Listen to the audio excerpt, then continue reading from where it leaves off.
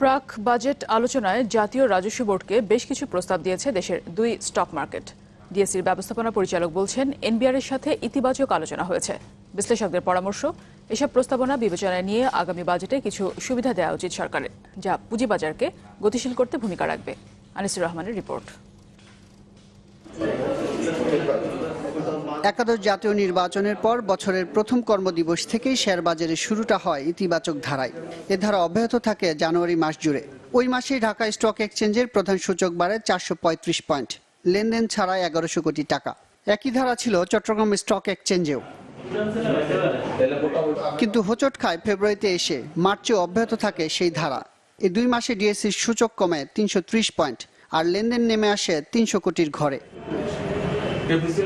কিন্তু হঠাৎই কেন এই ছন্দপতন? বাজার সংশ্লিষ্টরা বলছেন, প্লেসমেন্ট ও উদ্যোক্তাদের শেয়ার বিক্রি ছাড়াও প্রভাব পড়েছে ব্যাংক সুদের হার বৃদ্ধি। 5940 যখন ইন্ডেক্স উঠলো, এই একটা এক্সপেকটেশন থেকে উঠেছে। ওটা তো ফান্ডামেন্টাল কোনো চেঞ্জ ছিল না তখনও। হাউএভার একটা এক্সপেকটেশন গ্রো করেছিল যে নতুন অর্থমন্ত্রী মধ্যে কিছু উদ্যোগ নেবেন, ভালো কোম্পানি আনবেন ইত্যাদি। ওটা যখন অতটা দেখা যাচ্ছে না, দৃশ্যমান হচ্ছে না, শুধু এটা মার্কেট পড়েছে। আবার স্পন্সর শেয়ার সেলের একটা বিষয় আছে যেটা বাজারে কিছুটা ইয়ে করেছে, আর দ্বিতীয়ত হলো ডিলিস্টিং এর বিষয়ও কিছুটা বাজারে কনফিডেন্সের ক্ষতি করেছে। আর ডিবিএর সাবেক সভাপতি বলছেন, সামগ্রিকভাবে তারল্য সংকটের সমাধান করতে না পারলে পুঁজিবাজারে অস্থিরতা কমবে না। আর ভালো কোম্পানির যোগান বাড়ানোর উপর জোর দেন এই অর্থনীতিবিদ।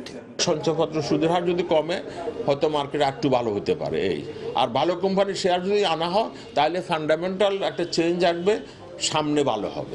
সঞ্চয়পত্রের ইন্টারেস্ট রেট সমন্বয় করা, বাংলাদেশ ব্যাংকের সাথে কিছু ইস্যু আছে পুঁজিবাজারের, সেগুলো সমন্বয় করা, মুদ্রা বাজারের কিছু ইস্যু আছে সেগুলো সমন্বয় করা।